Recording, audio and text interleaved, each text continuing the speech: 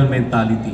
It started in our family, in a humble beginning dito sa Signal Village. May mga taga Signal Village ba dito? Taas ang kamay.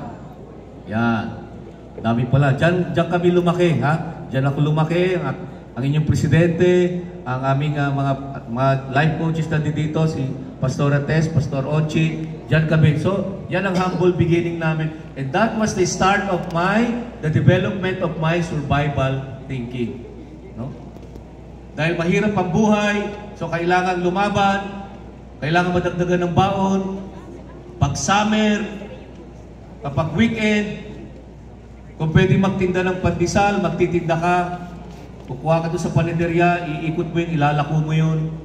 Tinda ng balot dyan sa Manila Transit to survive, to fight.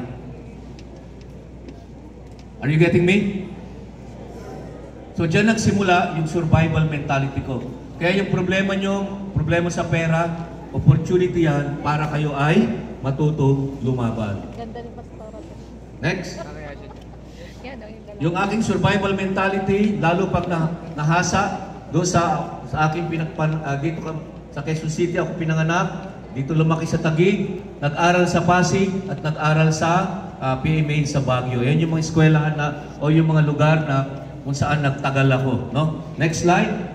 Tapos, napalaki sa Rizal High School sa Pasig.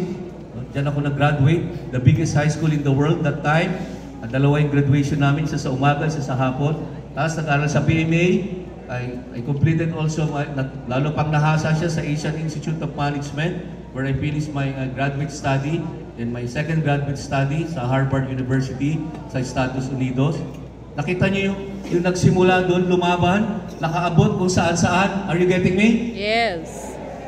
This is not to brag about it, but to show you, to tell you, pag lumaban ka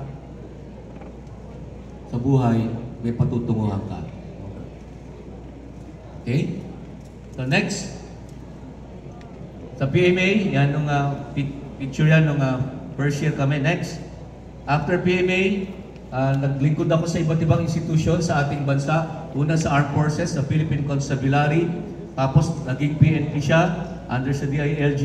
Nag-serve din ako sa United Nations, sa Philippine Olympic Committee. By the way, ako yung naging, just to tell you a story, yung nakikipaglaban kung saan-saan umabot. No? Basta suntok lang ng suntok. So one time, ako yung na-elect na presidente ng Table Tennis Association of the Philippines. Can you imagine? No?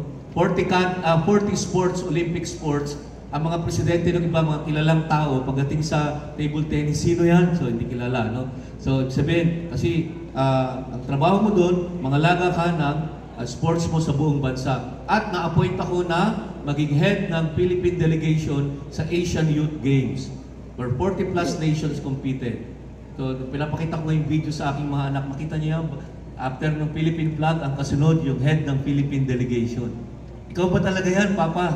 And to tell you, I'm proud of this accomplishment. No? Bakit? Kasi nanalo ang Pilipino doon ng isang silver saka isang bronze. Silver sa javelin throw. Paano? Silver. Takbo ko sa field. Tapos pero nag-text na ako sa Manila. Congratulations sa ating player. Nanalo tayo silver. No? Pagdating ko doon sa inanap ko yung player. Asan na yung player? Congratulations. Coach, kwento mo nga kung paano tayo nanalo. Sir, ganito kwento. Kasi merong virus ngayon sa Singapore, H1N1 virus. Dalawa lang, sir, naglaban. So, ano yung sabihin? Dalawa lang, sir. Kaya pagtira ng player natin, sir, silver agad. Pagtira nung, tama na, huwag mo na ikwento. Basta silver, pinaglilingkuran ko yan. At ngayon, ang pinaka-latest, yung Christians for Nation Building. Tuloy-tuloy ang laban. Ito naman, laban para lang sa ating kabataan. Tulad nyo, galing ako dyan, galing kami dyan, na nakipaglaban, kaya kung saan-saan nakarating sa buhay. Okay, next slide, please. So, pagka-graduate ko sa PMA, nag-join ako sa SAP. Yan, nakita nyo si Cardo Dalisay, di ba? So, di ba? So, suot-suot ko yung black beret. Nung nakita ko yung black beret, sabi ko nga, it became my dream. When I joined the SAP Ranger, it became my goal. When I completed my training, it became my prize. And when I done on that beret was done on me, it became my pride. Sinulat ko yan, meron akong libro na naisulat, 44 Days of Faith and Valor. No? At yan, next slide.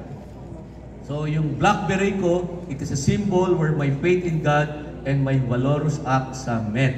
Kasi bago ko na isuot yan, nabaril ako, tapos namatayan ako. No?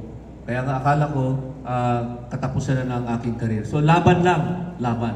Nakukuha niyo yung message, no? So yun ang nangyari sa akin. Sige, next slide, please.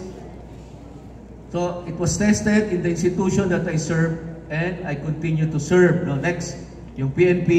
At ito ang summary ng aking natutunan sa PNP. Listen carefully. Sino ang gustong magpulis dito? Taas ang kamay. Taas ang kamay, listen. Please raise your hand. Don't